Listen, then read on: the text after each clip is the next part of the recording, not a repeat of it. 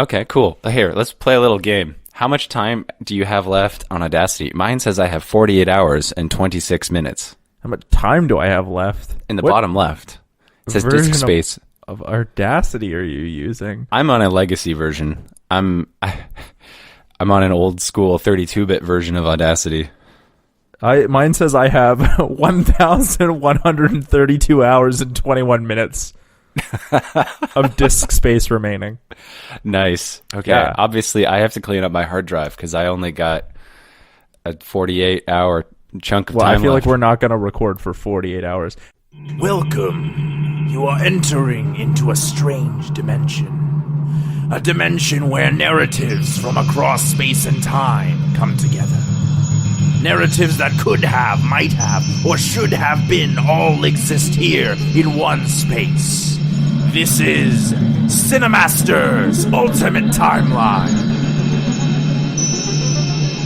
Welcome back to CineCasters Ultimate Timeline. This is the show where we watch a movie and then pitch it back to each other in a way that is better than the original, or different as the case may be. Today is probably going to be better, as my gracious co-host Nate Draper joins me as we do Ghostbusters 2016, or as I like to call it, hashtag Ghostbusters. Oh, no. I'm pretty sure that must have been like a hashtag movement. Yeah, I'm sure Ghostbusters. somewhere on the internet came up with it first. But Come up with it, yeah. I'm going to search that up right now. Yeah. That must have been a hashtag. It is probably, it most certainly is a hashtag. Yep, Ghostbusters was a hashtag on Twitter. Oh, wow. Okay, there you go.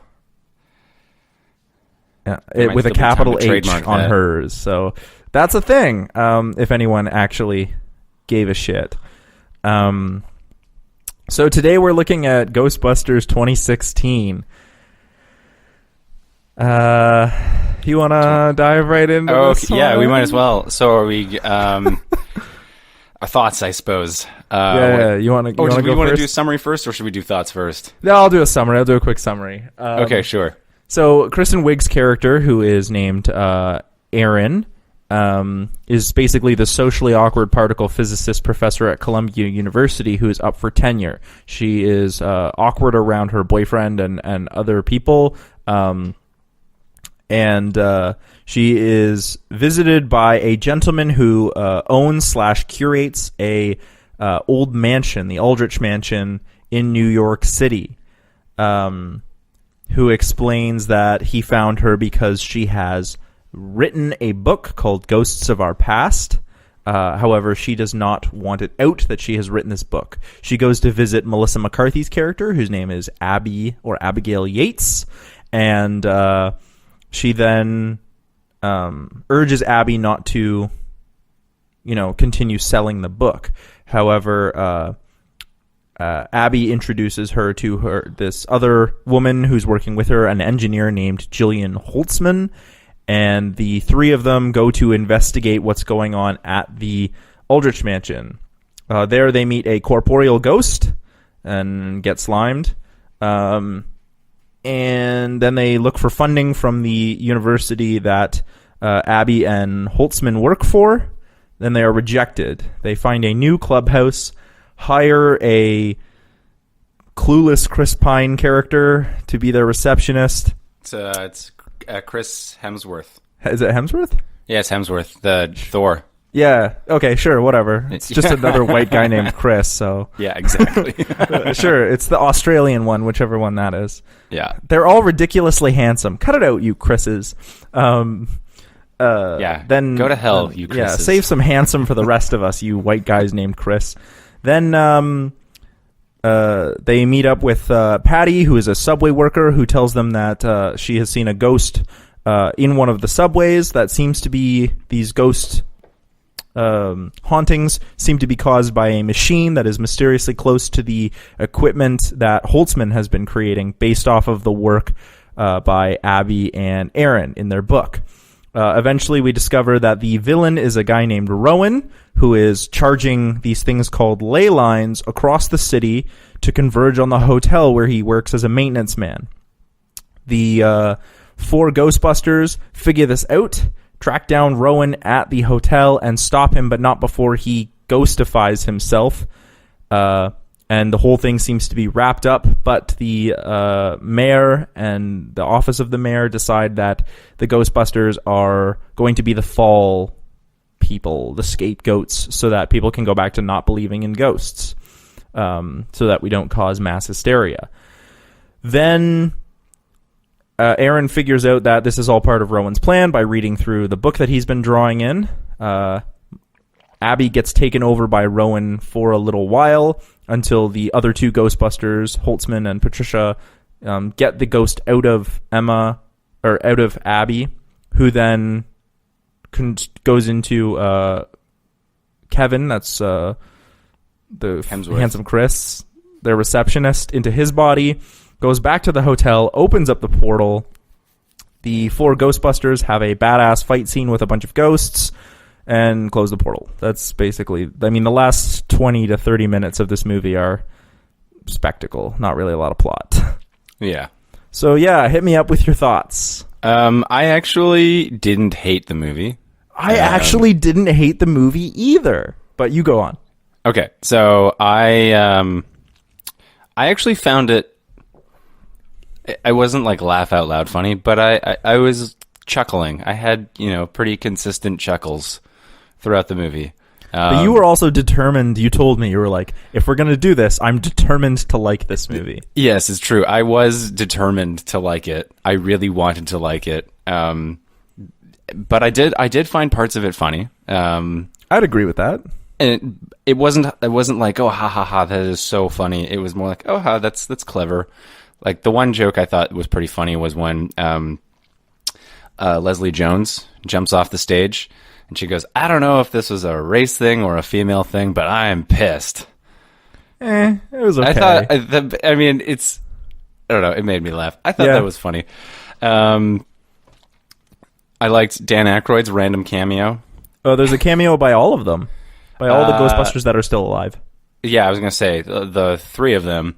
And then I like that they tried to do a female ghost, but like I think with the movie, I feel like I like what it was trying to do.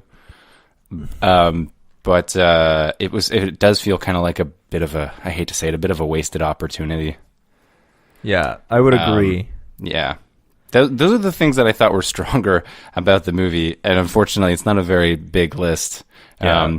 It was just that there were parts in it that I thought were funny, which kept me from hating it completely. And I do really like Melissa McCarthy. I'm a big fan of hers. So, again, not her strongest role, but I feel like they kind of kept the energy going between the 4 of them. That's so interesting because I really wanted to like this movie. Well, actually, I went into this movie being like, oh, it's going to be terrible. All the reviews say it's so terrible. It wasn't terrible. And not all the reviews say it's all that terrible either, but a lot of people had problems with it, and I can see why they had problems with it. I went into this movie sort of being like, okay, this is going to be problematic, and problematic it was. However, I didn't hate the story, but I did hate the writing. I felt like the dialogue was too, like, trying to be funny, as opposed to... Like they'll be telling a serious story, so we're getting some exposition, and it'll be like funny line, serious line, funny line, serious line, funny line, serious line. And as an audience member, I'm like, how am I supposed to feel about this? Right.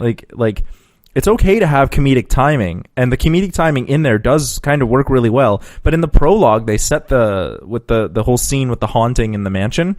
They sort of like the tour guide keeps dropping these like jokes, and I'm like, okay, like they're funny, but also, am I supposed to be taking this seriously? Like, sometimes I was like, are ghosts even real? Like, are we supposed to be taking this seriously? I almost feel like you could easily throw an underlying like movie theory into this, where like the Ghostbusters are all like collectively hallucinating, and there's not like ghosts don't actually exist. I'm sure you could throw something together like that. I will say that there was a joke early on that really, really got me, which was when they're like, oh, the curator, the Ed, whatever his name is, and this Garrett character who was the tour guide was like, Ed? But he's been dead for 50 years. And then the Ed character shows up and they're Right. like, it's him. And he's like, oh, this is Ed Jr. And they're all like, well, that's who we meant. Like, I was like, oh, that's really well done because it sets you up as this whole, like, it was a ghost, but then it wasn't. Like that. I was like, that's funny. I thought that was funny too. That's really funny. Especially if they had played, I think it would have worked even better if they had played that whole joke up. Like we hadn't seen a ghost up until that point. Right. In the movie, because then they could have been like, it was a ghost, and then he shows up, and then because then we could still sort of be like, are ghosts real? We haven't seen one in the movie yet, so yeah. But I do have a long list of things, but I'll focus on the big ones. So for me, the thing that I really don't like about this movie, and what I tried to fix in my pitch, is two things, and they're related to each other. One, the movie treats science like it's the punchline. Okay. And so instead of being like, hey, here's four badass women who are a scientist, a subway worker, an engineer, and another scientist, all, like working towards and being busting ghosts and generally being badass, smart women, they are kind of bumbling idiots, the four of them, in a comedic way. But they're kind of bumbling idiots, like the way they work their way through situations. And like it puts a lot of like, oh, academic science is not good science. Like the University of Columbia is hoity-toity. Even the university that Abby works at that is like not related or not a good school is all like academic. And it's like, that's where science is done, at institutions like Columbia, at institutions like CERN. And when you make that the joke, you devalue science as a whole. The second part that I have a problem with that is related is the movie tries to be like, these four women know what they're doing and they're badass. But in doing so, in order to make them look badass, they make every male character foolish. And the way to have a good feminist story isn't to make your main four like female characters look smart by making your male characters look stupid. Like all the male characters are incompetent, every one of them, except for Rowan, who's the bad guy. Right, that's a good that's a really good point, actually. And I might admit, Rowan is a dude and he outsmarts all four of them at one point. And I'm not saying that you like that, like, I just think it's problematic when you're like, every other male character is stupid and incompetent, especially Kevin, who is our primary male secondary character. He's our primary male character, but a secondary character, is incompetent, and then Rowan outsmarts. Like, what are we trying to say about dudes? They're either bumbling idiots and incompetent, or they outsmart like our female scientists. I don't know. I think this is problematic. And I try to address that in my pitch. So my pitch has a lot to do with science, like how we do science and how we value science. And then one last nitpick, because I think this is really aggravating, just this is a personal note, is when they're at the metal show and that one metal band is playing and it's not Ozzy, I was like, okay, why isn't this Ozzy? Is this what people think metal sounds like? Because this is some weak shit. Like, either you have to go all the way into this being me being a metalhead, you have to go all the way into the occult, in which case you have to play some like Ozzy Osbourne, all the way into the Satanist stuff, in which case you should be playing some like Dimmu Borgir or like, you know, black metal from Norway, like Gorgoroth, or you have to go into like the heavy like grindcore metal, which is like Cannibal Corpse. Like, those are all great options, and yet we get this like weak ass family friendly metal, and I was kind of more like, it was almost like industrial metal. It wasn't even that metal. There are industrial bands who are way heavier than what that was. Well, that definitely was some weak shit. I did appreciate the Ozzy Osbourne reference, though. I thought that was pretty funny too. Yeah. But was that actually Ozzy Osbourne, or was that someone? Yeah. Or okay, it was Ozzy. Okay, that's cool. According to the Wikipedia page, that was actually Ozzy. Oh, okay, nice. So, Yeah. The last thing that I'll say, and this is a positive and a strong note, is I really like Holtzman. Holtzman is Kate McKinnon's character. Oh, yeah, okay. You know what's funny? Okay. I think that she works really, really well compared to any of the other four. She is like the most competent. The only time that I don't like her character is actually when she's the focus. Like when we have some action scenes where she's like the focus, I'm like, okay, now you're just playing up your character too much. But when you're like this sort of quiet, quirky engineer with like weird kind of morbid thoughts, this is a good character. Yeah. I liked it. I agree and disagree. I thought that there was... Again, I feel like it was a potential thing. Like, I felt like the character could have been a lot more interesting. Oh, for sure. And unfortunately, I do feel that Kate McKinnon overplayed it a little. And I want to just clarify, I'm a huge fan of Kate McKinnon. I think she's incredibly talented. I don't know. I just felt like it was a little much. I thought for me that all four of the characters kind of leaned into their roles too heavily. Yeah, I would say that across the board applies. In the end, I felt like this was somebody had done a Saturday Night Live sketch of the Ghostbusters with all females, and for 5 minutes that would work and it would be hilarious. Mm-hmm. And then Paul Feig, I guess, because he's the director, was like, "Why don't we do this as a movie?" And it was like, "Yes, okay, but I'm gonna pump the brakes there. We can't have a 5-minute sketch turned into an hour-and-a-half long movie, 2-hour movie." MacGruber. Yeah, because it doesn't work. Coneheads. You have to write a whole. You have to write you need a screen. You can't just take a bit and turn it into a movie unless you have. It's funny though because they've done it. They've done it before. Like they actually have done that, taken in a Saturday Night Live skit and turned it into a movie. Well, yeah, I guess they probably have, but this didn't work. Yeah, well, and I'm not saying it's worked before. Well, yeah, I'm trying to think of so they did a movie of MacGruber. Yeah, and I will say that they also did. I don't know if this was a Saturday Night Live, but Wayne's World.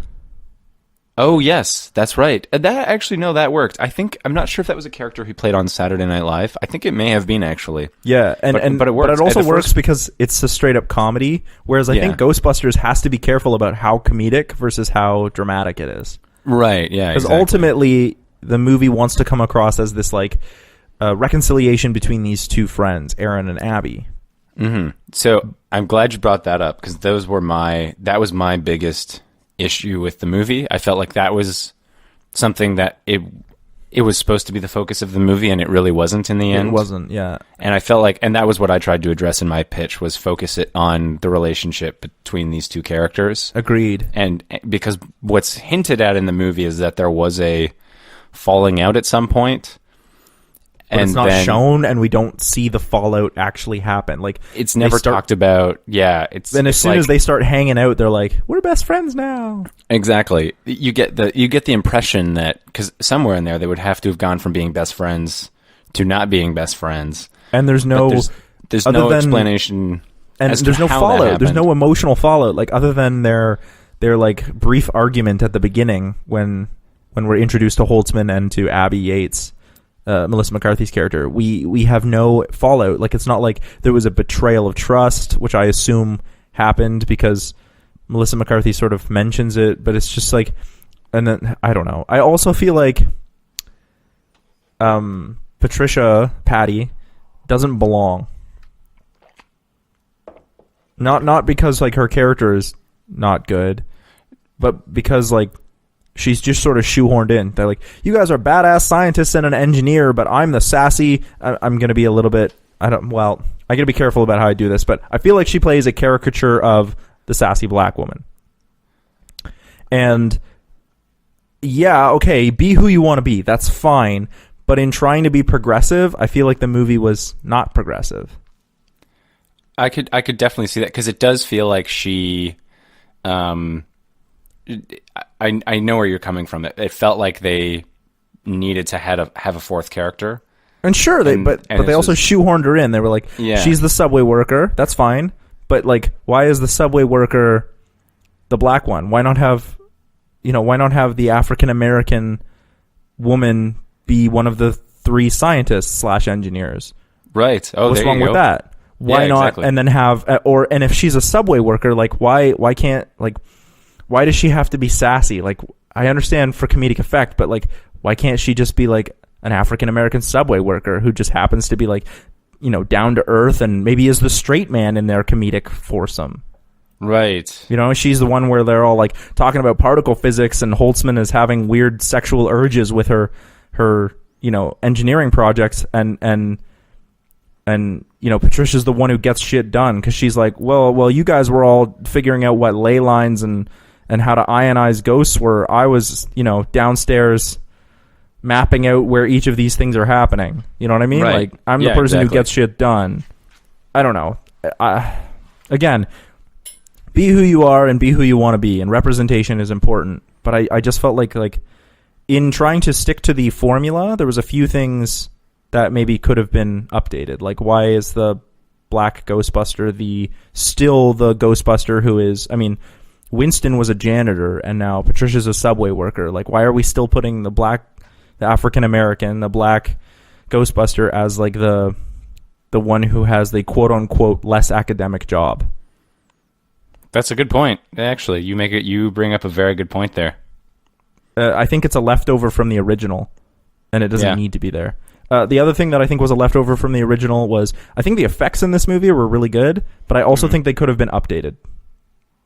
I think they like purposely did some like slime effects and some like the way the ghosts look. I was like, this still looks like it's in the 80s, and it doesn't need to. Like, let's make that look shiny and new. Like, have you seen the shit that goes on in Harry Potter? Have you seen how cool those creatures look? Like, let's make these ghosts look real. Right. Yeah. Just I didn't have so much an issue with that because I felt like the bigger issues with the movie were related specifically to just the emotional core of it, in terms of like what's at stake for the characters in their own personal lives. So specifically that relationship between Melissa McCarthy's character and Kristen Wiig's character. Yeah. That was, I think, was the crux. That was what needed to be focused on, and it wasn't. The last thing that I'll say that I didn't like about this movie was, not that I didn't like, I actually really like Melissa McCarthy as an actress. I really like Kate McKinnon as an actress, and I really like Kristen Wiig as an actress. But I don't like any of them when they're in comedic roles. I love Kristen Wiig when she is playing like in a drama. Like, in The Martian, her character is minor, but like, I'm like, oh man, like, you're believable and well done, and like, she holds her own opposite Matt what's his name? Jeff in The Martian? Yeah, in The Martian, Jeff. Jeff Daniels. Jeff Daniels, and Jeff Daniels is a fantastic actor, and like, she pulls off an amazing job. Mm-hmm. So yeah, I don't know. Yeah, but why don't you get into your pitch? Okay, sure.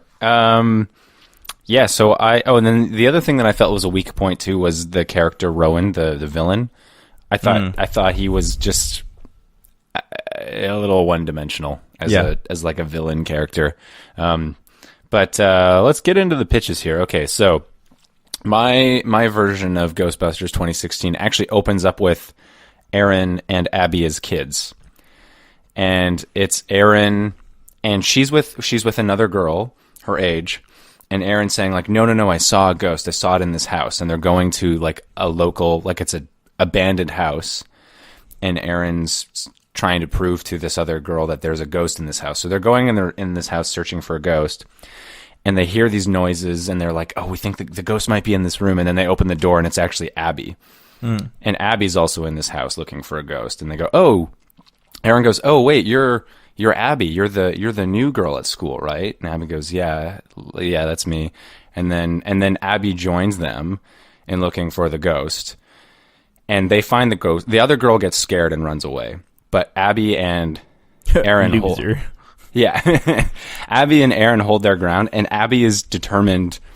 Abby wants to catch the ghost. She thinks she can catch the ghost. She's got like a net or something, and she's like, I'm actually going to catch the ghost. Like a butterfly net, yeah. Yeah, exactly. In the end, they don't catch the ghost, and they both get slimed. and then they're walking home, and then the final shot of the opening is them both walking down the street together, talking about what just happened, and they're both covered in slime. And then it goes to the Ghostbusters. Oh, that's like a metaphor for puberty. Yeah. I'm assuming that's not where you were going with that, but I decided to be gross about it. No comment. So then, flash forward to today, and so Erin's working at the university, and she's teaching something like with quantum mechanics and quantum physics. And we learn that she's in the middle of research that would help prove the existence of potential access to other dimensions. This is what her main focus is for her research. She receives a letter from someone threatening to blackmail her, saying that I know you actually were once involved in this paranormal research, and if you don't meet with me, I'm going to publish all these documents, this evidence that you are actually once part of this paranormal research. And Erin decides, it's mostly out of embarrassment. She's like, okay, I'm going to go and just meet with this person and ask them not to publish this, ask them not to give away whatever evidence it is they have that I was once part of this thing. And she goes and she actually meets with Jillian, the Kate McKinnon character. And the Kate McKinnon character says that she actually has no interest in blackmailing Erin. She just wanted to get her attention because she's working with Abby, and the two of them have built a facility where they're researching the paranormal, and they want Erin to come and help them. But because Abby and Erin are no longer on good terms, Abby wouldn't have reached out. And the Jillian, who's in the movie played by Kate McKinnon, wants Erin to help them because she feels like Erin actually has some expertise that they need. Erin politely, she says, no, that's okay. I really don't want to be a part of that anymore. That was something in the past. It doesn't interest me anymore. And then Kate McKinnon says, okay, well, in that case, I will actually blackmail you unless you at least just come, unless you actually at least just come and see what we've done and just talk to, and just see it. So then Kristen Wiig's character decides, okay, fine, I'll just go to your lab and see it. And when she gets there, she sees what they've been working on, and let's see, they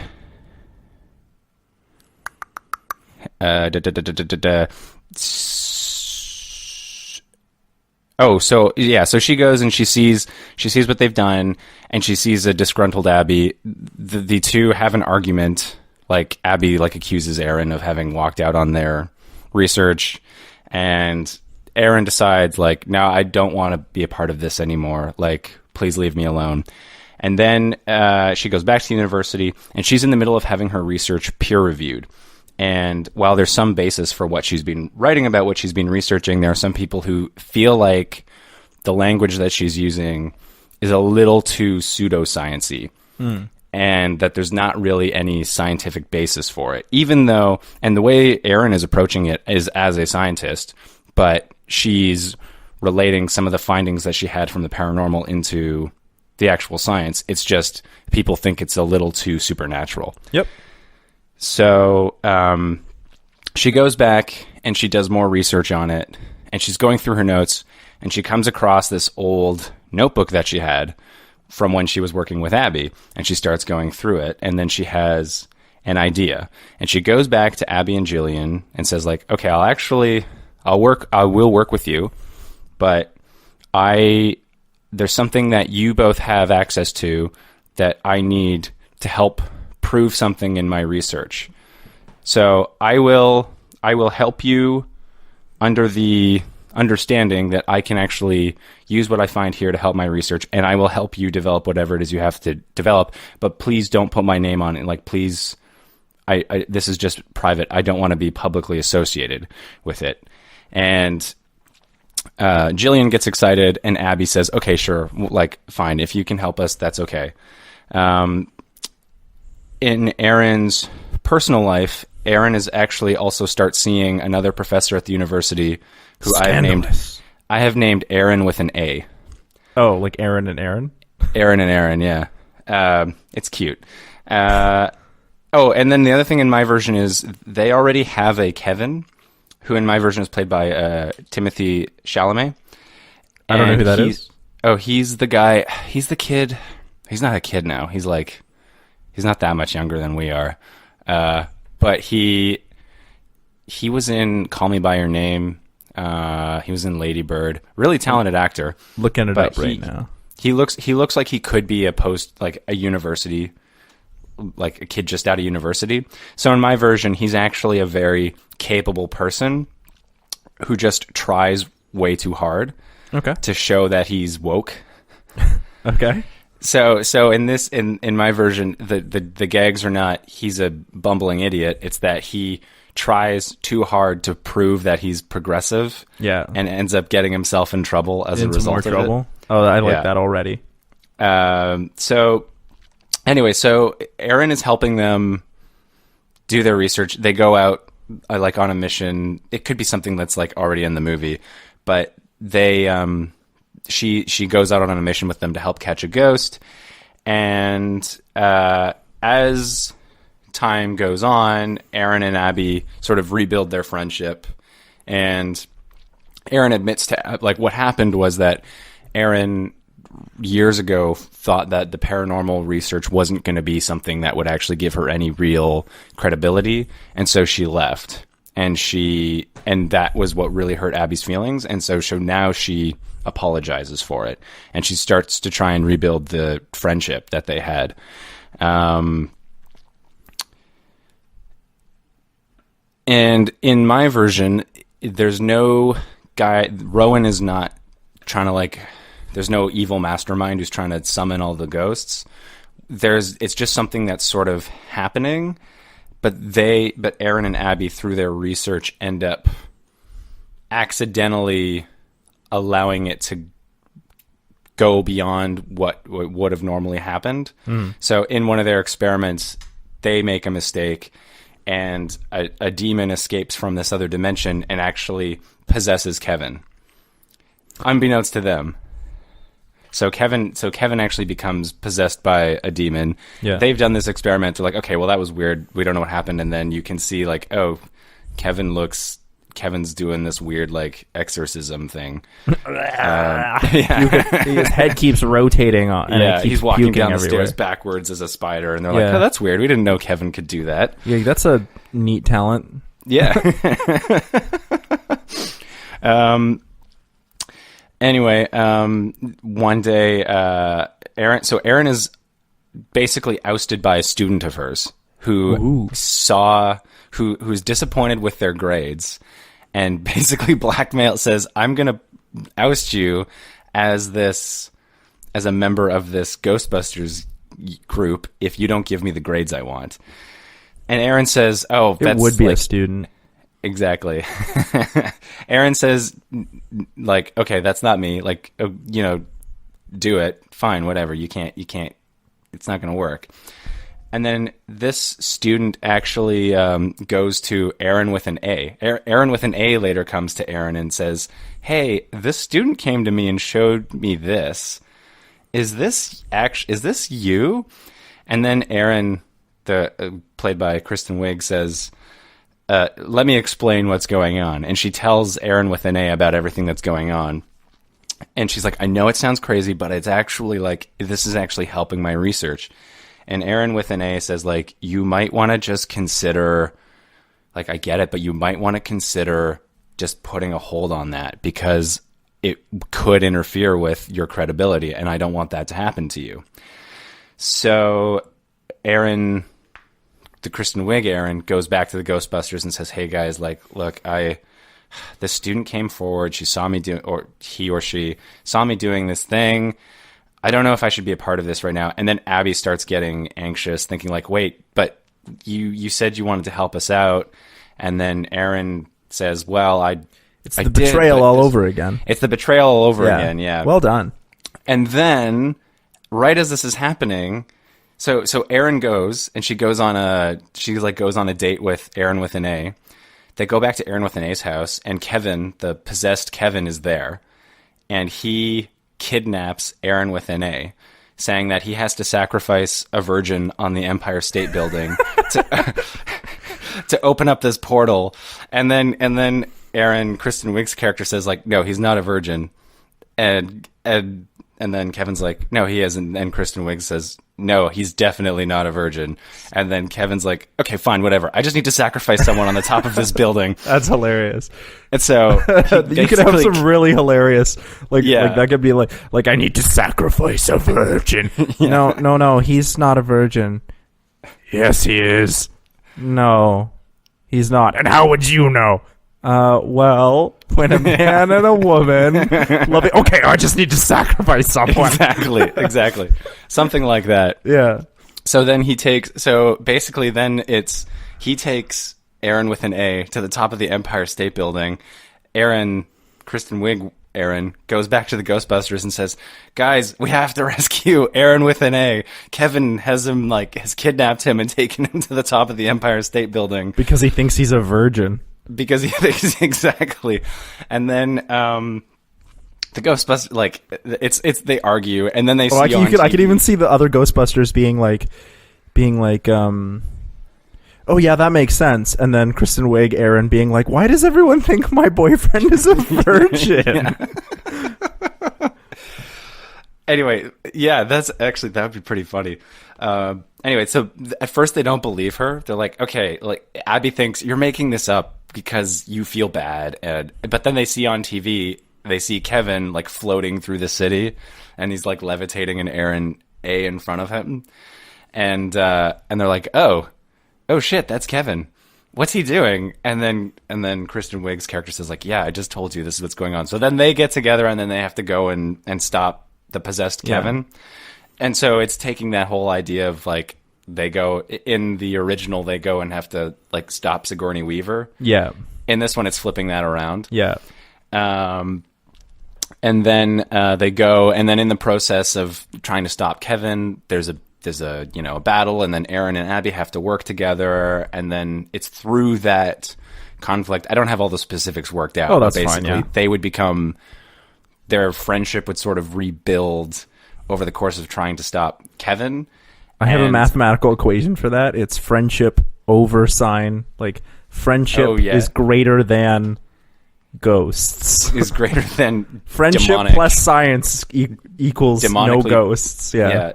Demonic possession of secretaries. Yeah.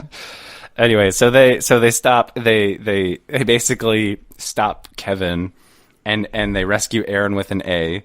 And then Aaron with an A goes, oh, you were right about all this stuff. Like, this is actually, all this pseudoscience is actually a real thing. So then later, after they've saved the day, Aaron and Aaron go back to the university, and Aaron with an A is able to champion Aaron and say, like, no, like, I think her research is going to help her. So it's, in my version, it's not like the whole city knows about it. Yeah. It's like a few people know about it. Yeah. And he's able to help her make a case like, no, what she's doing might actually have some validity to it. Yeah. And the dean, the academic dean or whatever, might just go like, okay, well, fine. If you both, like, I have two physicists who think this has some validity, fine, I'll let it go. Yeah. And then at the very end of the movie, Aaron goes back to the Ghostbusters and says, like, hey, I've got to, like, I will be around to help out, but this isn't something I can really, like, focus on. I really want to focus on my research, but, I still want to be friends, and I still want to be able to, be a part of this.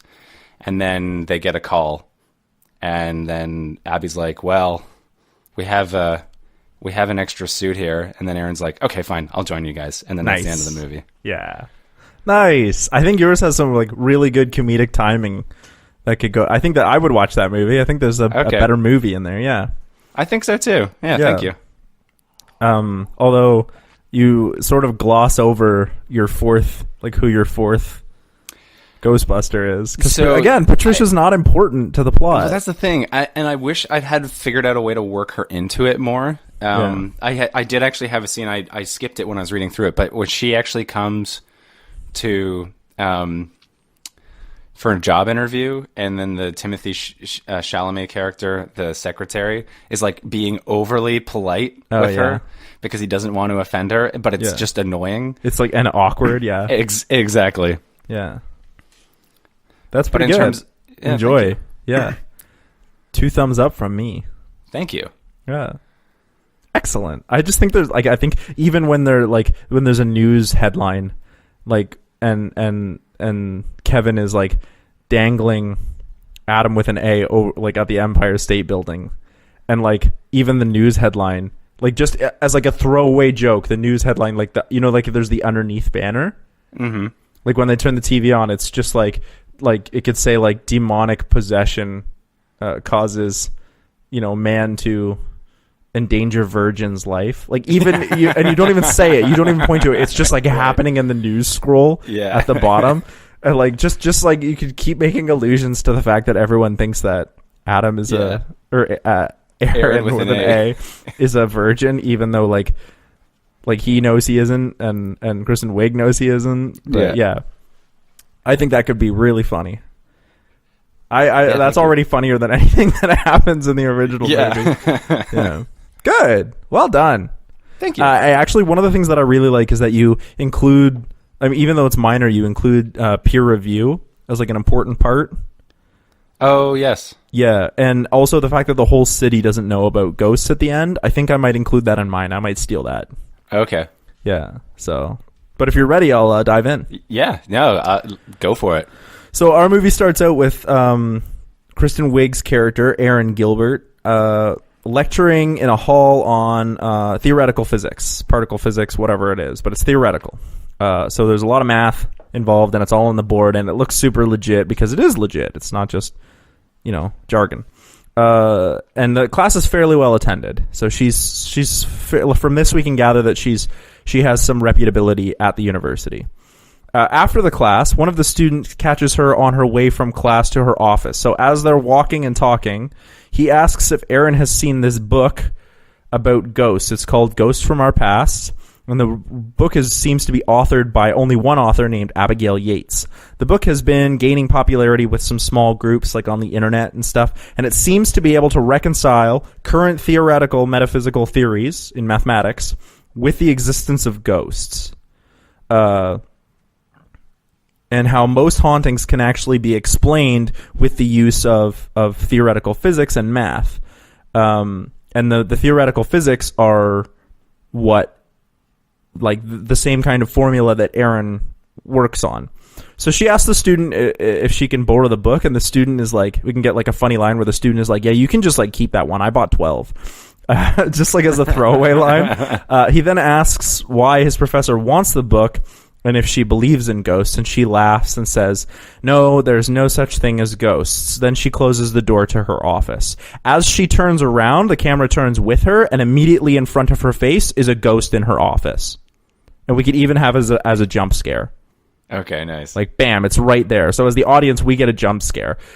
Erin, however, is not fazed. She waves the ghost away and walks through it as she's on her way to her desk, like explaining, like, she's just like, why can't you leave me alone? You know what I mean? Like she's not even fazed. She seems to be like annoyed with the ghost, like as if it's always there, because it is. So she opens up the book and starts looking through it. She flips to a page that has some formulas on it, and she shakes her head and says to herself, "Oh, Abby, what have you done?" And she looks very worried. Erin then calls her best friend Patricia, Patty, and asks when Patty is free because she wants to discuss something with her. Patty says, oh, she's on day shifts right now at the hospital, and they agree to meet that night for dinner at Erin's place because Patricia is a nurse. So in my version, Patricia is a nurse, and she's also best friends with Erin because they know each other from university. They did their undergrad together. Whatever. Doesn't matter. But that's how Patricia's involved. So then we cut to a scene after this. At the mansion. It's basically the scene from the beginning, but with better dialogue, because I didn't like that dialogue. So it's that whole thing. We see like everything that happens in there can happen the same way it does. We then cut to dinner at Erin's place, and we learn that the formulas in the book are actually written by Erin, who used to be the three of them, Patricia, Abigail, and and Aaron all went to university together. That's how they know each other. And Abigail has now published the book without Aaron's permission, like all the theories and whatnot, without Aaron's permission. And Aaron is very worried because this is not good for her career, and she's also worried because the math doesn't play out. It's not correct in its current form. Aaron could never make the formulas work out perfectly. So Patricia agrees that ghosts aren't really real, and so that's exactly why the math doesn't work out, and Aaron doesn't say anything. Maybe she laughs awkwardly. Mm-hmm. So there's a knock on the door, and we're at Aaron's house. There's a knock on the door, and it's a man who's looking for her. And it's he's looking for her because she's like one of the leaders in her field, and the book has some physics, and he looked her up on Google and was able to find out where she is. And so now she's really, really angry that people are coming to her house because the man is the curator / whatever owner of the Aldrich Mansion that we saw earlier. Oh, okay. So it's that scene, but it happens at Aaron's house. So Aaron's like, this is too far. Like, people are coming to my house. So she's like, get your coat, Patricia. We are going to see Abigail. So, Abigail, or Abby Yates, runs a store in New York that sells things to do with the occult. So it's half bookstore, half knickknacks, but it's all like things to do with the occult. So there seems to be like the store is quite small, but it seems to be quite popular as there's a line inside as people who want to talk to the author of the book. Erin is furious, and she cuts the line to see Abby, who then publicly claims that Erin, in front of everyone in the store, that Erin is the author of all the mathematics in the book. Just sort of like over top of Erin's protests. So the two argue about the math. Erin says that Abby doesn't even understand, so why did she publish it? She doesn't understand the mathematics because her degree is in English, right? Okay. Not to deter from English students. I'm just saying, your degree wasn't in mathematics. Why are you publishing something you don't know about? And Abby fires back with, she's like, how can you say that the math doesn't work out or that ghosts don't exist when you've been seeing ghosts since you were little? And she's like, I even left your name off because I knew you wouldn't want this to be published and it won't hurt you in any way. And Erin's like, no, but the math doesn't work out. And now people are bothering her. So, when Erin says, people are coming to my house about hauntings, and Abby goes, ooh, what kind of people? Like, forgetting that they're in the middle of an argument. She's like, oh, I want to know. And Patricia,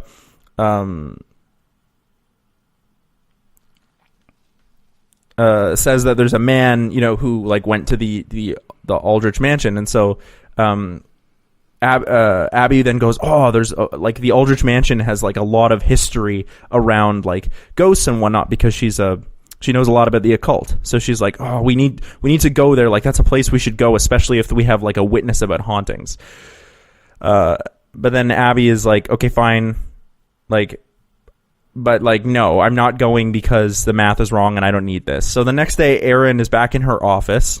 And the ghost is still in her office, bothering her as she tries to work on the math. So basically, Erin, when she leaves, is like, I'm not going to be a part of this, and I'm going to prove that the math is wrong.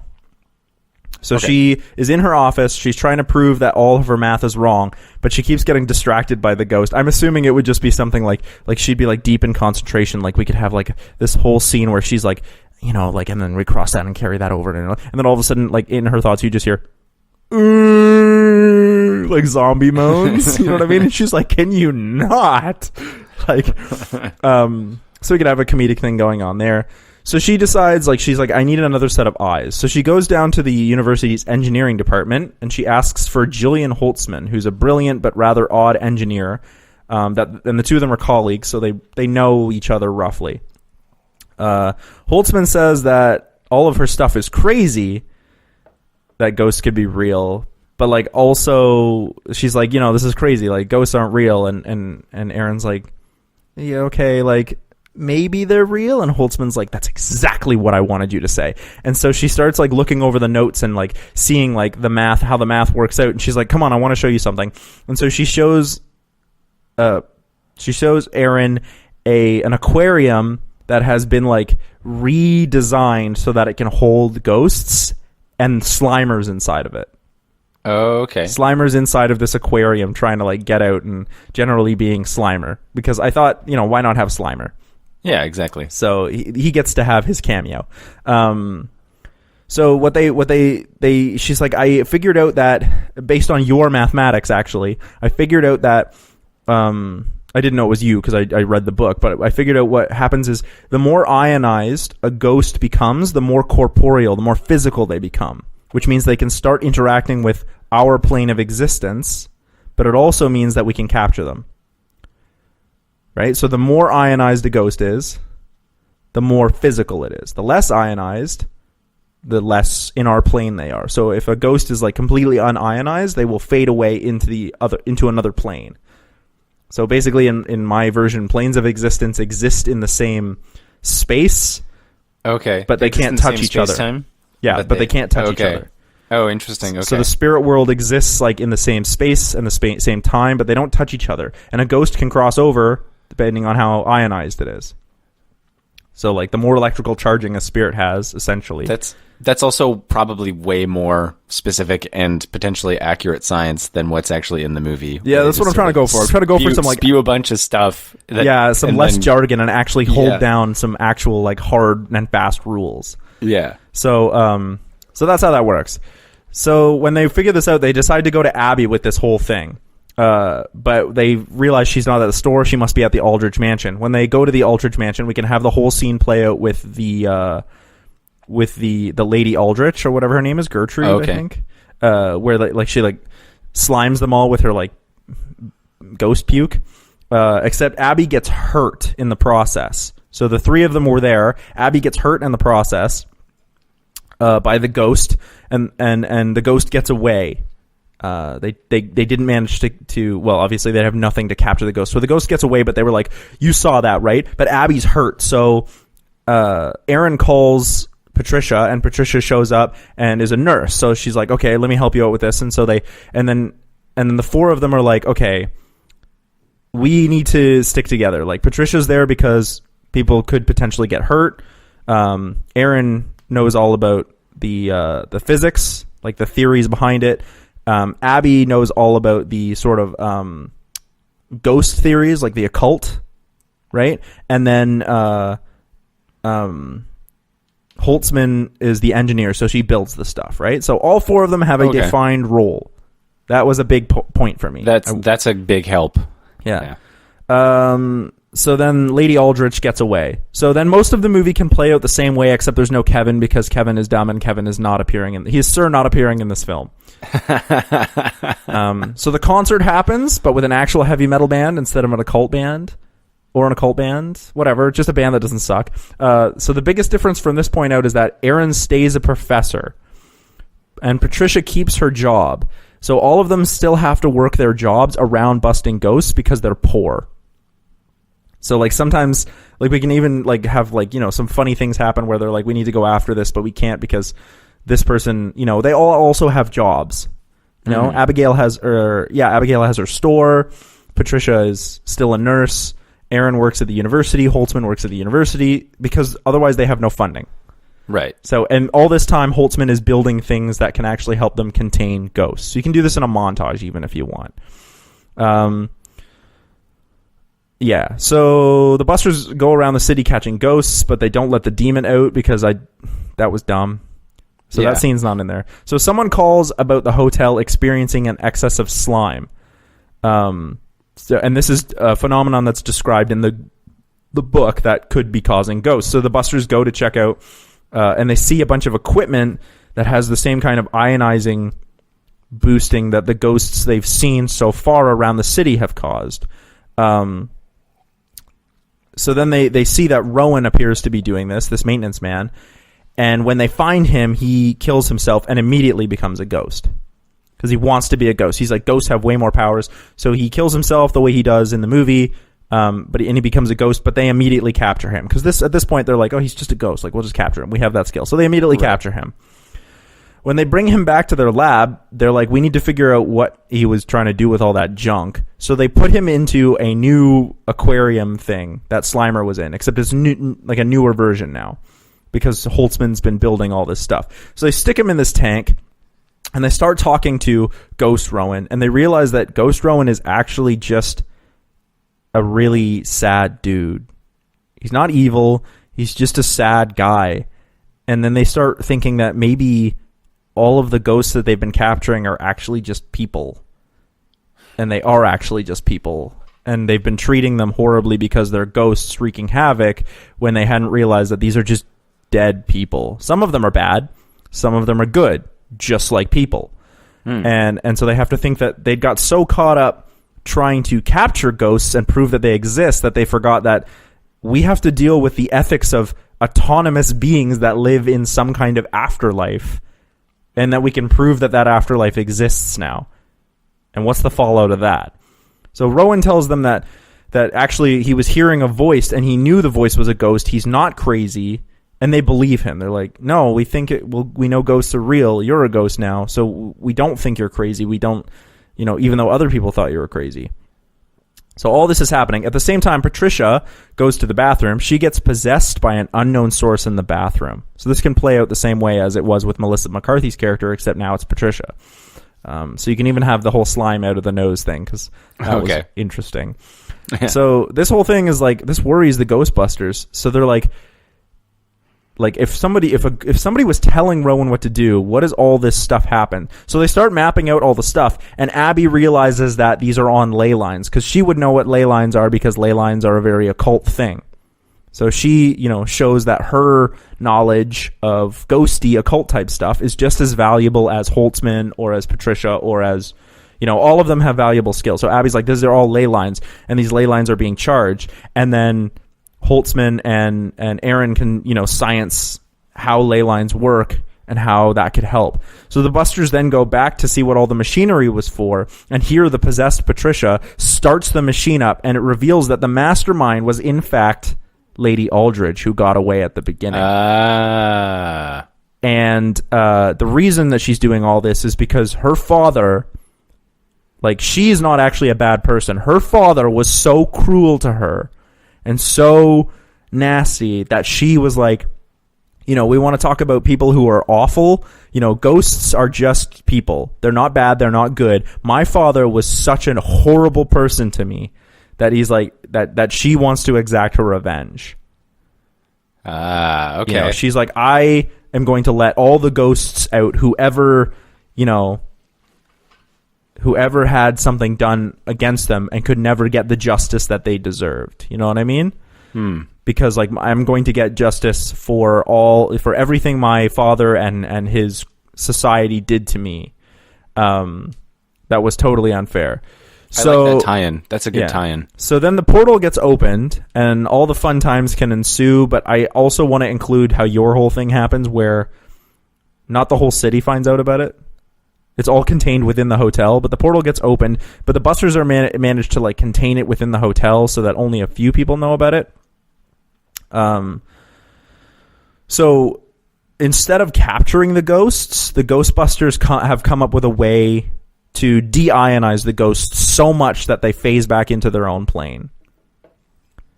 Right? So I don't know how you want to explain that, but they're like, if we can make them more... So what they've been doing so far is making the ghosts more corporeal so that they can capture them. I see. Right? Because you can contain them once they're physical enough. But now Holtzman can be like, no, I've reversed the process, so we're actually de-ionizing them enough so that they will just phase back into their own plane, where we can't see or touch them, and they can't see or touch us. Right, and they're not captured anymore. Right, exactly. So that's cool. Okay, I like that. Yeah. So then they do capture Lady Aldridge because that woman is crazy, and so they do capture her because they're like, well, now that we know that ghosts can affect us and exist, there has to be some kind of justice that's done. We can't just let that one get away. So then also they need a few specimens to study still. So Aaron apologizes to Abby after that whole climax. And Abby, Aaron, and Holtzman agree to continue to working, and Patricia, they all agree to continue busting ghosts. Aaron is offered tenure at her university, but instead she negotiates that she's like, I'm going to move down to part-time hours so I continue busting ghosts, but I want funding for my research on this stuff, because we now have proof that the ghosts exist, but we don't have a working mathematical formula of how this can work. You know what I mean? So the math still doesn't check out. And yet, with all the work that they've done towards ghosts, Holtzman and Aaron have managed to like make more progress on how this might work, but there still needs to be more done.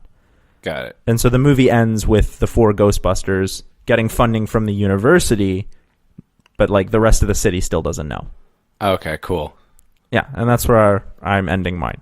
Right. I like the ethical, like the ethics of ghost treatment. I like that component to yours. I tried to include. There's this philosopher, because there's always a philosopher. There's a philosopher named Paul Fierabond. I think that's how you pronounce it. He talks about like not necessarily anti-scientism, but like how sometimes when we deal with science as the most important kind of way of knowing or discovering knowledge, we can lesser other ways of knowing knowledge. So I wanted my movie to focus heavily on like the scientific method and how that works. So like, there's a big emphasis on like the math doesn't work out. So even though like Patricia or Erin is seeing ghosts, and she has been seeing ghosts since she was little, there's no physical, like mathematical way to prove their existence. All the math that she's done doesn't work out. So, and if she starts talking about it, people will label her as crazy, just like how people label her friend Abigail as crazy, and she doesn't want that, right? Right. So that's why like there's this like, even though she doesn't really have proof, because not everyone can see ghosts so far. Perhaps some people are more sensitive to less ionized ghosts, if you want to make it like a hard and fast rule. You know what I mean? So like people like Abigail or like Aaron, but maybe Patricia and Holtzman are not. They can't see ghosts until they're more corporeal. So more ionization happens. But some people are just more sensitive. I don't know. Maybe it's just another sense. Like, you know how we have a sixth sense, and some people are just really good at hearing. Maybe some people just are more sensitive to ionized ghosts. You know what I mean? So it's the sixth sense. Yeah, so she sees dead people. Yeah, so this whole thing, like with the scientific method, but then I also, they get so excited trying to prove that ghosts exist, they forget that ghosts were people. And now that there is an afterlife, and that somehow this plane exists in the same as ours, and that we need to be careful how we treat, autonomous, conscious beings that clearly can affect things. And I also wanted to like focus a little bit on like ghosts are not always evil. Like the ghosts that are evil are bad people. The ghosts that are evil, or the ghosts that are good, were good people, just like how some people are good, some people are bad. Right. So that's how I wanted to go about that. Yeah. No, that's actually, and the other thing too that I like that you addressed was the tie-in with Lady. I called her Lady Aldridge. Lady Aldrich. Yeah. I'm not sure if that was her name. Yeah. But because that was one thing that I felt like at the beginning of the 2016 version, you have this whole prologue. Yeah. For this who ends up being a non-essential part of the movie. I feel like at one point in time there was a version of the movie that she was like prominent. I feel like that must have been the case, yeah. And she, yeah. I also didn't want the villain to be, this is going to sound really strange, I didn't want the main villain to be a male. Okay. And so I still wanted to have the whole Rowan thing, and that works out fine. But I thought, wouldn't it be awesome if you were going to do Ghostbusters where your 4 main characters and your primary antagonists are all female? Yeah, definitely. I mean, I think that works. Yeah, and so this whole time, the characters were being manipulated into being manipulated by a diabolical female. I don't know, I just thought, like, why not have everyone be female? Like, go all out. Yeah, exactly. I think it works. Yeah, I don't know. I definitely think it works. Yeah, it's not my best pitch because it was a hard movie. So this movie is 2 hours and 10 minutes long, I think. Yeah, it was one of the movies where about halfway through, I checked on the timeline and Yeah. went, oh shit, I got another hour. Yeah. God, It's like no. 2 hours and 10 minutes in change or something like that. This movie took me 4 hours to watch. Oh wow. Yeah, I would get maybe to 2.5. I would get to a point where I'd be like, I'd have to pause it and do something else. Yeah. I don't know, like this was just circumstantial, but I got to the point where like I was doing band stuff with my drummer, and he called me, and instead of being like, oh no, I'm doing CineMasters stuff, I was like, yes, thank you for the distraction. Because this movie also includes a half an hour Skype date with my drummer for me in my timeline. But nice. Yeah, just because this movie was so hard for me to get through, and it's not even a bad movie. It's just horribly mediocre. Yeah, because that's the way I feel about it. It was just it wasn't like it wasn't awful. It just was kind of remarkably bland. It was remarkably bland, and I really wish it wasn't, because there were some good ideas in there. I really wish they had gone with either one of our versions of it. Yeah. Too bad we weren't around in probably would have been like 2014 when they 2014 when they started pitching. doing this. Apparently, I've heard rumors that there is going to be another Ghostbusters reboot. I could see that. I mean, I feel like they're not going to. There's no franchise they're going to be able to leave alone. So yeah, so apparently this Ghostbusters 3 is going to be in the timeline. I'm getting this from... Wait, Ghostbusters 3... Ghostbusters 3 is going to be in the timeline of the original. Oh, okay. And it has nothing to do with... I'm getting this from the internet right now as we speak. It has nothing to do with the Ghostbusters. Okay. And apparently it's getting a lot of controversy because like it's bypassing the all-female Ghostbusters. Yeah, I feel like they could.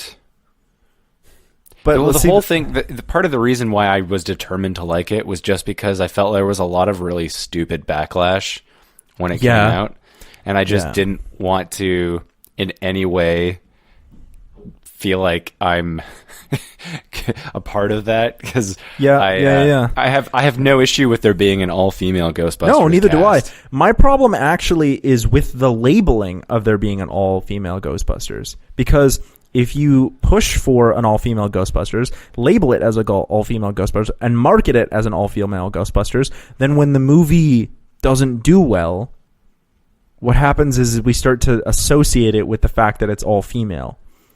And the problem with the movie isn't that it's all female. The problem with the movie is the writing. But I feel like now the movie gets associated with this kind of backlash, where what should have happened is all those naysayers go, okay, this movie wasn't awful, and all of the people who are pro were disappointed.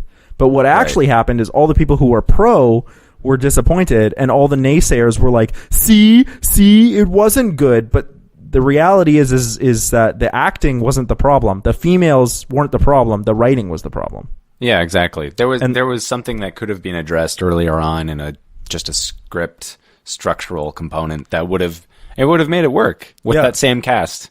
Yeah, and I don't think that cast was that necessarily that bad at all. No, I agree. I feel like had they been given stronger material, they would have been in a stronger movie, because they're all individually very talented people. Yeah, for sure. And there's no reason why they couldn't have been in a good Ghostbusters movie. Like I feel like they deserve a better Ghostbusters movie than they got. I feel like everybody deserves a better Ghostbusters movie, but I do know what you mean. The actresses themselves deserve to be in a good Ghostbusters movie, and that is not what we got. Yeah. And it has nothing to do with the fact that they're female, because they're all phenomenal actresses. Yeah, they are. They really are. And so I think this is more of a writing thing than a fact that they're female. So I'm going to steal this from my friend John. Okay. What he says is, why are we rebooting a movie that has already been done with all females and then expecting this to be a feminist achievement? The movie's already been done. Why are we not writing a new movie or new TV show with badass female characters that can be associated with those female characters from the outset? So a good example of this would be like Orange is the New Black. Orange is the New Black. That is a mostly, if not all, female example, right? Mm-hmm. And it's their own story. It's unique to them. If we did a new Orange is the New Black reboot with all males, then it would be a reboot. The reboot would be the issue. You know what I mean? Right. So it's like when Thor came out in 2000 and I think it was 2011. The original Thor? No. 2011, the comic book came out with Thor, but the Hammer had chosen a female this time. Oh, okay. But it wasn't like Thor-esque. It was like, nope, Thor is female now. And there was nothing wrong with that. But it was also like, that's a traditionally male role now being occupied by a female. Why are we not writing a superhero that is already female because females are already badass? Right. That's basically what it is. It's like, so like Russian Doll is a show on Netflix right now, and it has a badass female lead. Yes, she's like horribly self-destructive and problematic, but that's good character. You know what I mean? And I feel like, why not tell a badass story that is feminist from the get-go rather than being like, here was a show that was dominated by males, let's turn it into something all female. Because then it's always going to be compared to the original, which was already done by males. It's the same thing with She-Hulk. There's nothing wrong with She-Hulk. It's just, why not have a badass female character that isn't she pronoun, you know what I mean? Right. The she pronoun attached to Hulk, which is a traditionally male role. Right. That's all I'm saying. Something like like Captain Marvel? Yeah, so Captain Marvel, yes, but Captain... was that originally a male character, or was Captain Marvel was originally a male character. Oh, okay, so never mind. That's a bad point. But Captain Marvel, the original Captain Marvel, in the comics, died of cancer. Okay. And has never been brought back. He's the only hero who's never been brought back ever. Huh. And usually heroes, to my knowledge anyway, usually superheroes in comic books die, and then they always come back. Like Superman's been dead like 4 times. The Flash has been dead like 4 times. Spider-Man's been dead a few times. No, Captain Marvel, the original Captain Marvel, died and never came back ever. And then that's when who was originally Miss Marvel, Carol Danvers, I think is her name, became Captain Marvel and has been Captain Marvel since like the 80s. Oh, okay. Interesting. So when we get this new version of Captain Marvel for the cinematic universe, my thought is that they're going to introduce her as Captain Marvel and only as Captain Marvel. Oh, okay. She will never be referred to as Miss Marvel. Okay. Because that is canonically how it has been for so long. Right. There is also a Miss Marvel, but she's Captain Marvel. Okay, cool. I didn't know that little detail. Huh. Yeah, that one's problematic, but like a better example would be like Black Widow. Okay. Black Widow is a badass female with her own backstory and her own. I mean, I would love to see a Black Widow movie.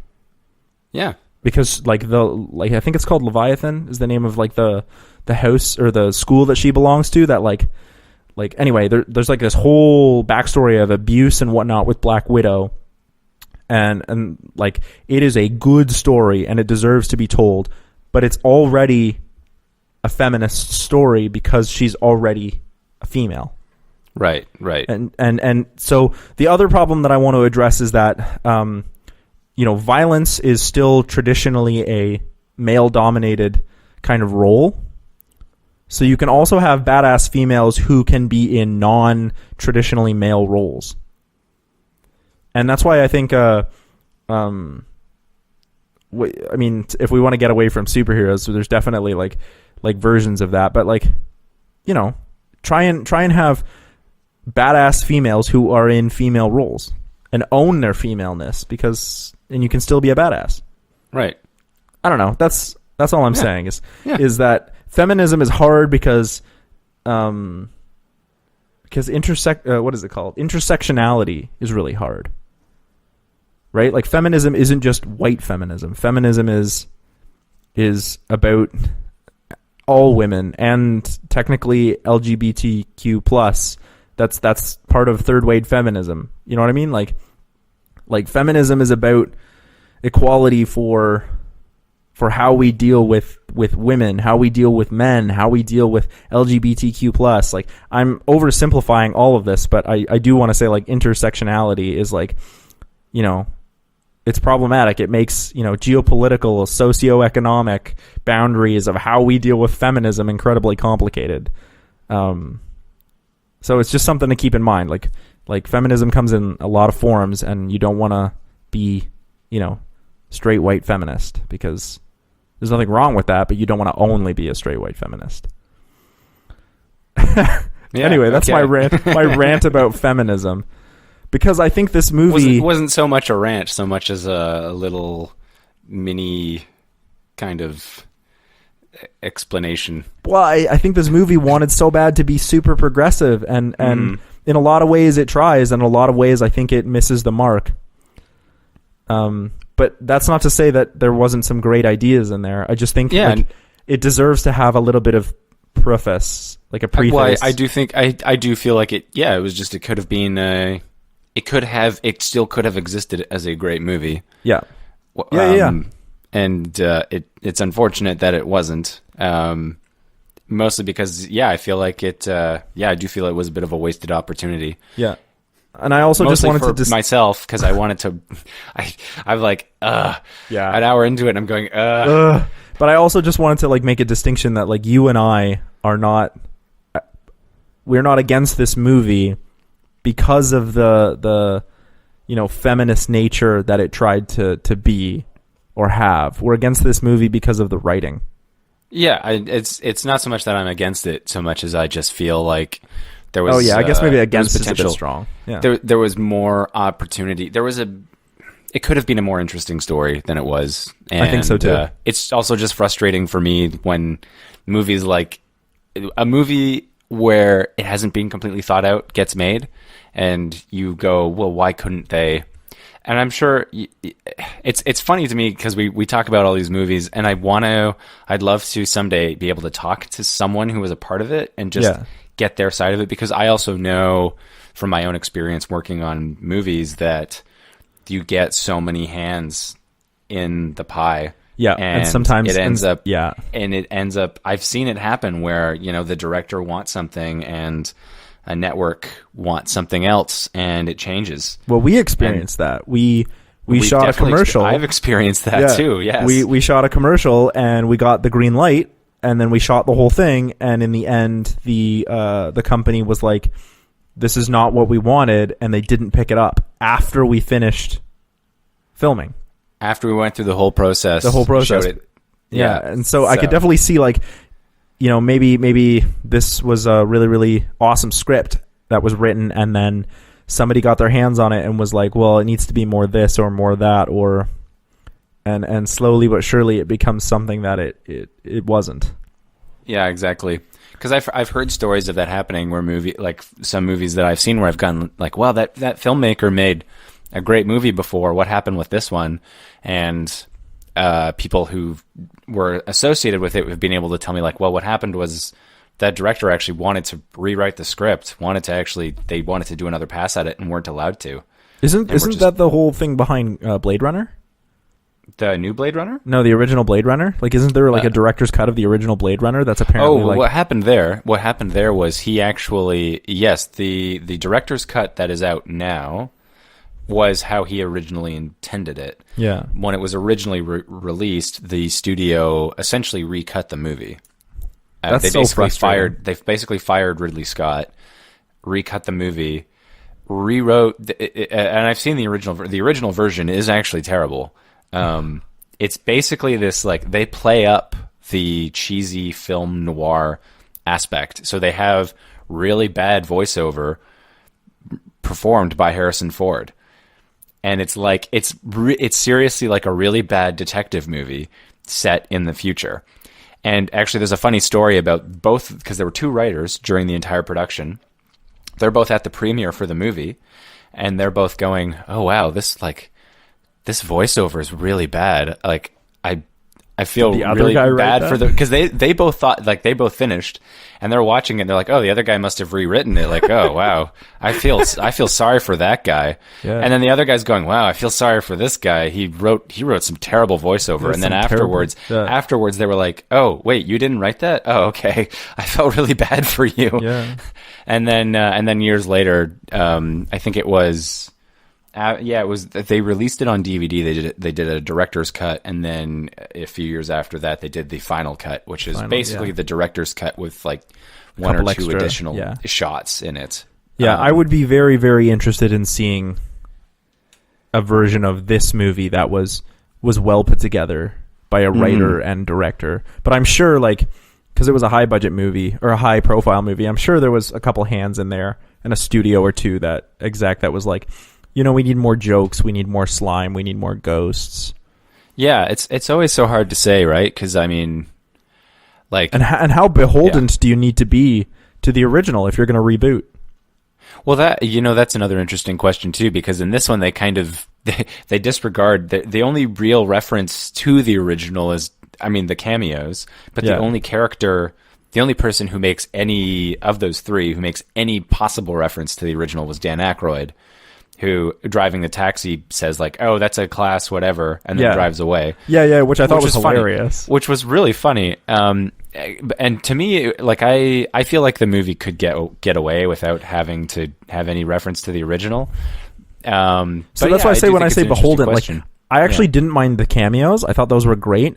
But like, in terms of, like, we talked about this a little bit before, but in terms about being beholden, like the way that the four Ghostbusters like interact with each other, their jobs, their, you know, a little bit of that was, I think, beholden to the original when you could have done something really new and really interesting with all of them. I agree. Yeah, I think so too. And the other thing too, as an audience, when I saw Bill Murray as an audience, I was anticipating him to actually, because he's apparently in the movie he's this debunker. Yeah. And I was waiting for him to actually say, no, that's all just a fake. I'm actually not a debunker. I actually believe in all of this. Oh, yeah. Okay. That was what I was waiting for. Yeah. It didn't happen. And I'm not disappointed that it happened, but that was just, as an audience, that's where I went. I went, oh, that's Bill Murray. Oh, maybe they're going to tie it into the original.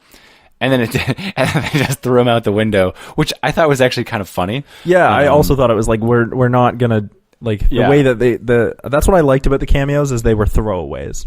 Yeah, exactly. And they weren't even necessary. Like, that's why I liked them, because you didn't need them. No, exactly. And so I was totally fine. Oh, and Sigourney Weaver actually had a cameo too. Yes. So that was also great. Yeah. I don't know. I think it's hard to talk about a movie that is so entrenched in a lot of debate around feminism without talking about the feminism itself. Yeah, well, I mean, I think it ties in. It ties in definitely. Yeah. And when I approached it, I just tried to approach it as I'm going to try and isolate it and put it in a vacuum and just say, how would this have been a good movie just without any of that? But because of the time in which it's released, you can't really separate it from that. And just the debate that was around it. So I will just say again, like, we're two white dudes talking about feminism. Not that we can't be feminists, but, like, you know, we're two white dudes talking about feminism. And you know, so our thoughts are skewed by our circumstance. Definitely. So most definitely, yeah. I mean, and we do try our best. Yeah. To be, you know, fair and balanced, and, you know. But this was a hard movie to do for a couple reasons. Oh, definitely, yeah. Although I have been thinking about this. I think this might be the first pitch we've both done that, well, actually, no. I think a few of our other movies have, but I think a lot of the movies we pitched have failed the Bechdel test. Really? I don't think mine fails the Bechdel test. No, yours doesn't. This one doesn't for either of us. But you mean like other ones? Previous? Yeah, I'd have to go back and think about which one of mine actually fails the Bechdel test. Oh, now you got me thinking about that. I definitely have some that have failed the Bechdel test. Yeah, but I mean, like, the Bechdel test is great. One. Yeah, I don't think it's my opinion on the Bechdel test is, I think it's a very strong indicator. Yeah, I don't think it's necessarily a definite indicator, but I think it's a very strong indicator. I think the Bechdel test is a great way to sort of like how are your female characters and how do they interact? So exactly. I think it's a great test.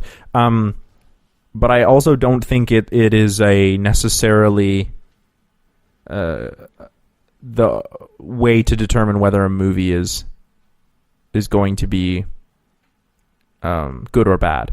Yeah, exactly. I think it is like you say. I think it's a great indicator on like, is this progressive? Do your female characters interact like real females? Are they autonomous? Do they have dignity? Yeah. Well, I think, and the other thing is, like, I think it's possible to have a movie that fails the Bechdel test that still has a strong female character in it. Yeah.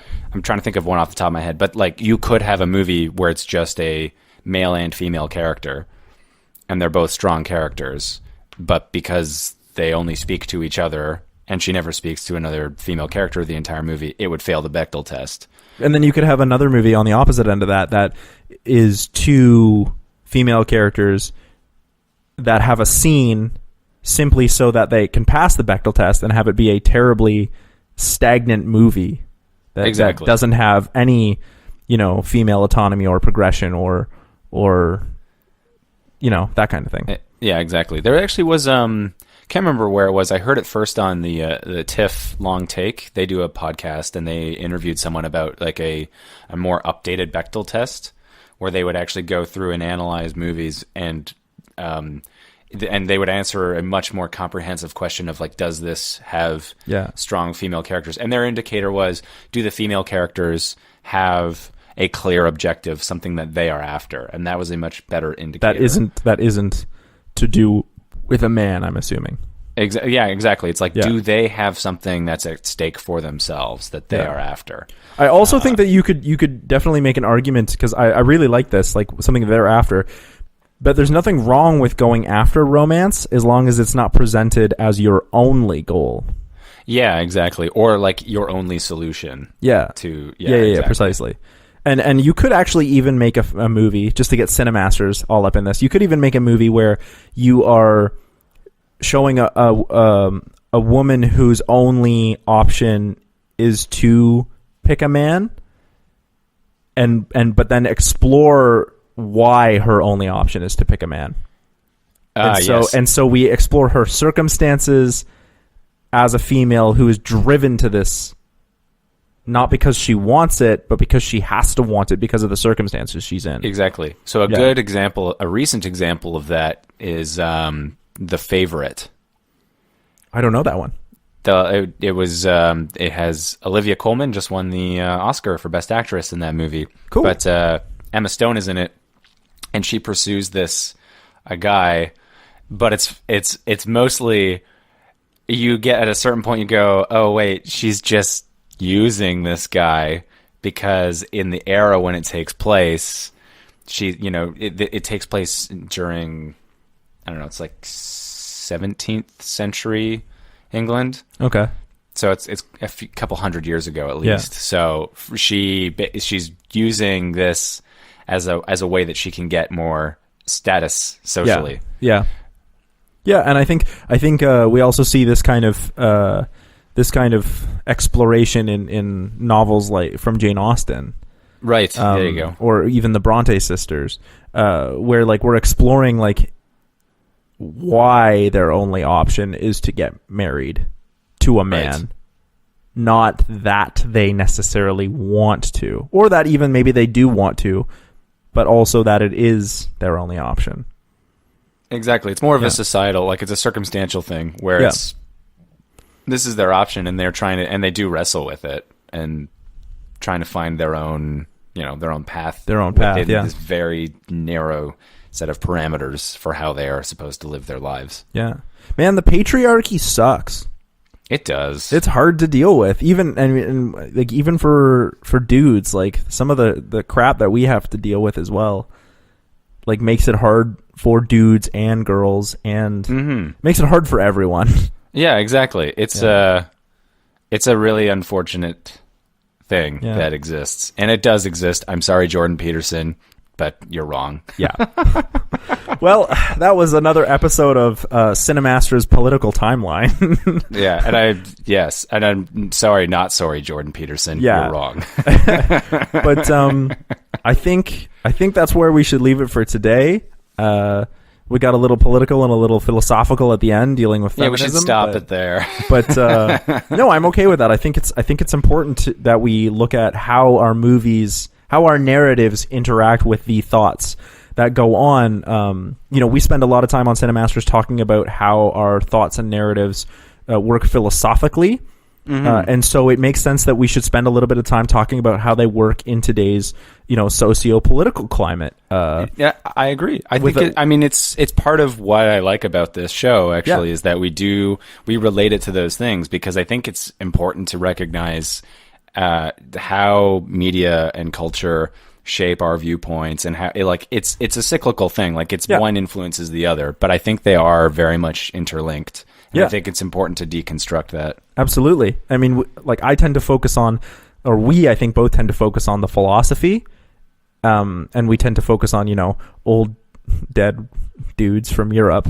Yeah. But that doesn't mean that all philosophy to do with movies belongs in old dead dudes in Europe.